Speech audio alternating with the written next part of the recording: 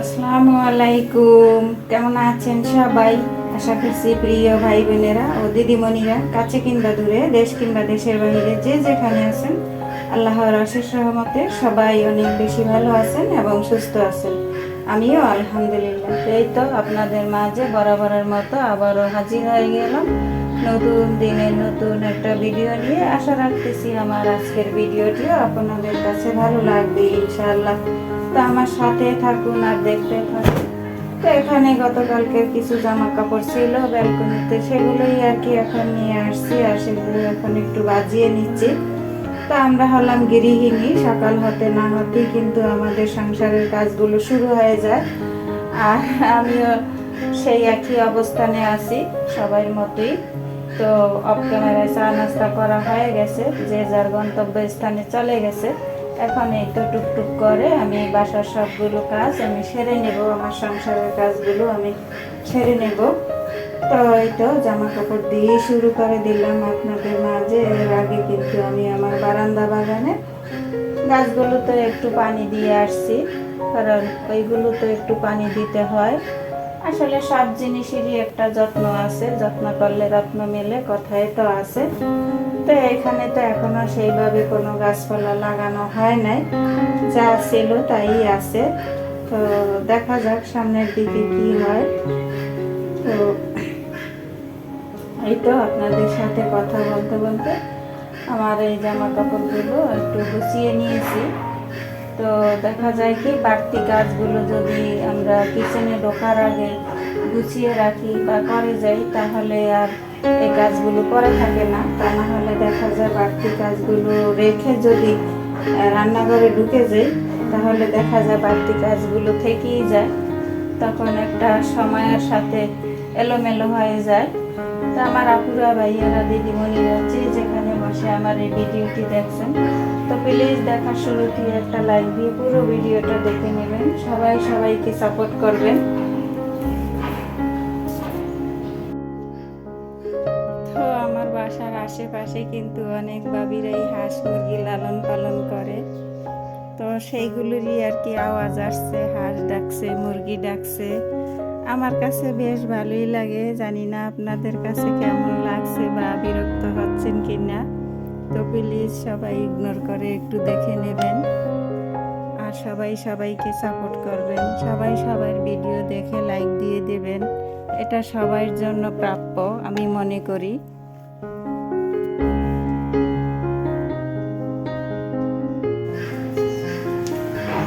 তো এই তো প্রতিদিনের মতো এই তো আমার ক্লিনের কাজগুলো শুরু করে দিয়েছি আর কি।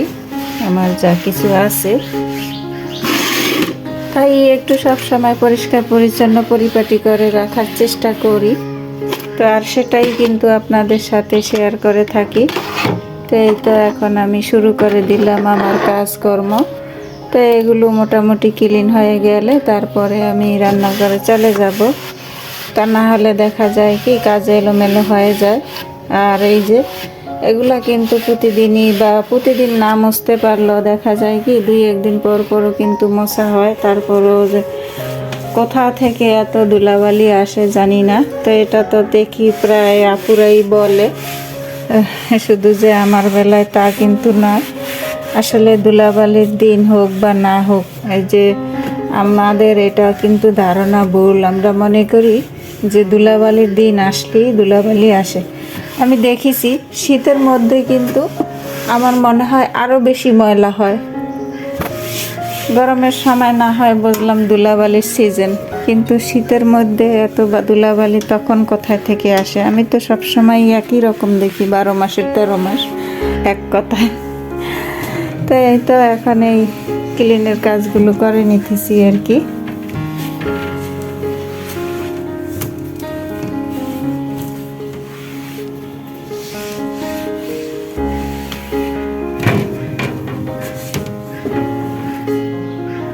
বড় ছেলের স্মৃতি।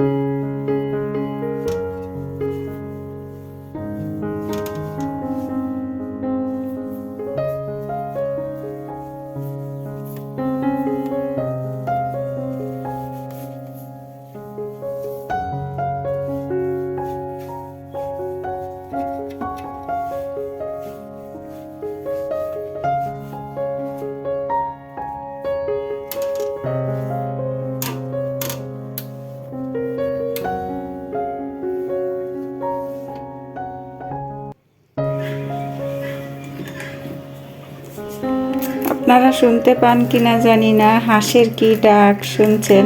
আমি কিন্তু শুনতে পাই, ভালোই লাগে। এই বাসার আশেপাশে প্রচুর জায়গা খোলামেলা, আর যারা নিচতলায় থাকে তারা কিন্তু হাঁস মুরগি পালার একটা সুযোগ পেয়েছে। খুব সুন্দরভাবে হাঁস মুরগি লালন পালন করে, বিভিন্ন প্রজাতির মুরগি, তারপরে বিভিন্ন জাতের হাঁস। ভালোই লাগছে আমার কাছে, টাটকা সব কিছু কিনতে পাওয়া যায়, হাঁসের ডিম, মুরগির ডিম, তো বেশি সমস্যা হয় না সেই দিক থেকে, একবারে টাটকা পাওয়া যায়।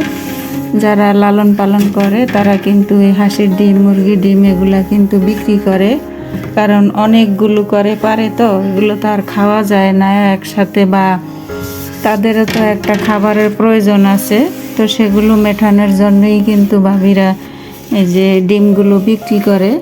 তো পাশাপাশি থাকলে আনা যায়, ভালোই লাগে। এই যে সেদিন আমি দেখাইলাম আমার নিচতলা এক ভাবি অনেকগুলো হাঁস মুরগি, তার 18টা হাঁস, চীনা হাঁস, রাজহাঁস, তারপরে দেশি হাঁস, তারপরে মুরগি তো মনে হচ্ছে আমি গনে শেষ করতে পারবো না, আর গনাটাও ঠিক না, যেহেতু একজনে পালে, ওটা আমি গনতে যাব কেন বলুন তো? অনেকগুলো মুরগি, তাও বিভিন্ন রকমের মুরগি। আমার কাছে দেখতে খুব ভালো লাগে, বিশেষ করে তিত মুরগিগুলো দেখতে খুব ভালো লাগে। তাই আমি দোতলার সিঁড়ির চত্বরে দাঁড়িয়ে প্রতিদিনই দেখি, দেখতে ভালো লাগে। নিচে গেলে তো দেখি, আবার মাঝে মধ্যে দোতলার সিঁড়িতেও দাঁড়িয়ে দেখি, ভালো লাগে। তো আসলে কি, জায়গা থাকলে কিন্তু পালা যায়, সমস্যা হয় না। আর আমাদের বাড়িওয়ালা ভাবি ভাই ওনারা খুব ভালো। অনেক বাড়িওয়ালা আছে না যে হইচই করে, যে হাঁস মুরগি পালতে দেয় না, অনেক অনেক রকমেরই থাকে, কিন্তু সেই দিক থেকে আমাদের বাড়িওয়ালা যথেষ্ট ভালো।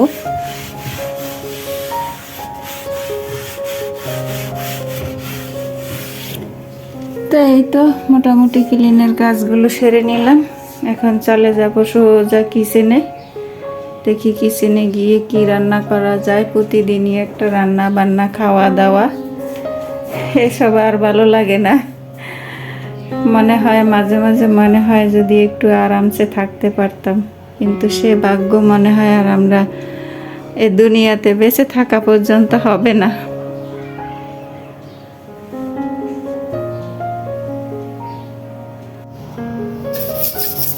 ক্যামেরার বেসিনটাকে হারপিক লাগিয়ে গিয়েছিলাম, সেটা আমি একদমই ভুলে গিয়েছিলাম।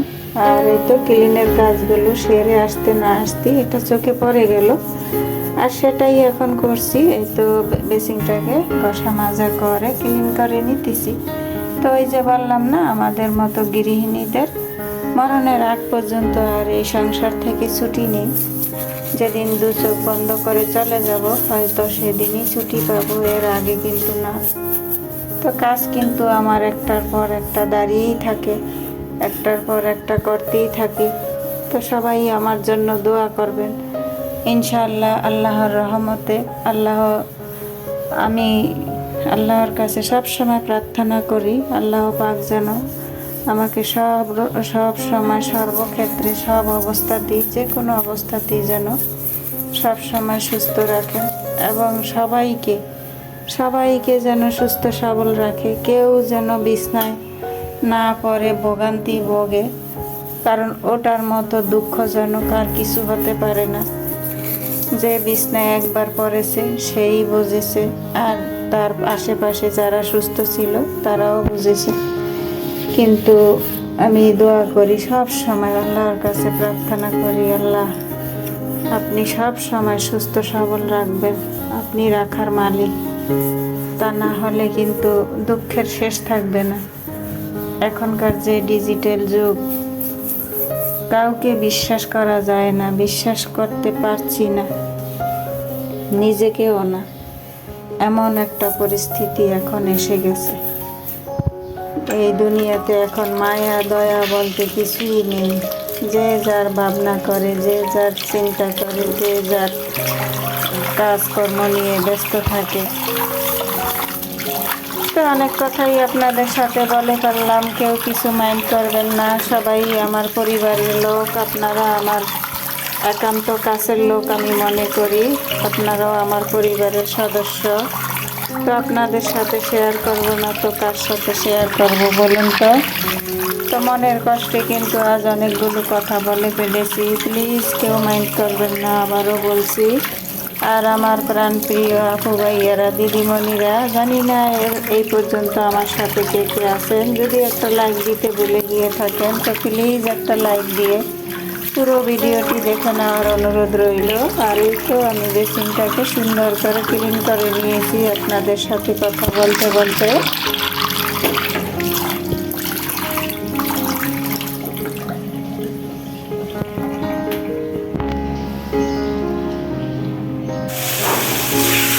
আজকে একেবারে সহজ রান্না বান্না, পেঁয়াজ আর একটা টমেটো দিয়ে রুই মাছ ভুনা করবো।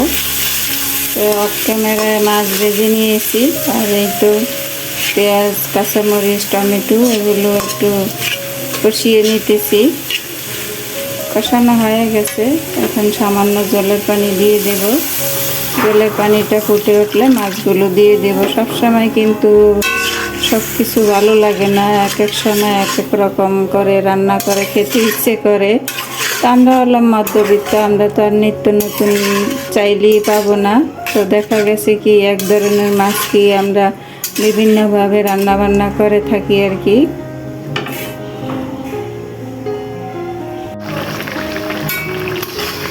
অলরেডি রান্না হয়ে গেছে, এখন ধনিয়া পাতা দিয়ে দেব। অনেক দিন পর ধনিয়া পাতা পেয়েছি, তো হঠাৎ করে কিন্তু জ্বর চলে আসছে। এখন আর কোনো রান্না করব না, আর শেয়ারও করতে পারবো না। তো আমার ভিডিওটি আজ এই পর্যন্তই, দেখা হবে আবার নতুন কোনো ভিডিওতে। সেই পর্যন্ত সবাই ভালো থাকবেন, সুস্থ থাকবেন, নিরাপদে থাকবেন। আল্লাহ হাফেজ। আসসালামু আলাইকুম রহমতুল্লাহি ওয়া বারাকাতুহু।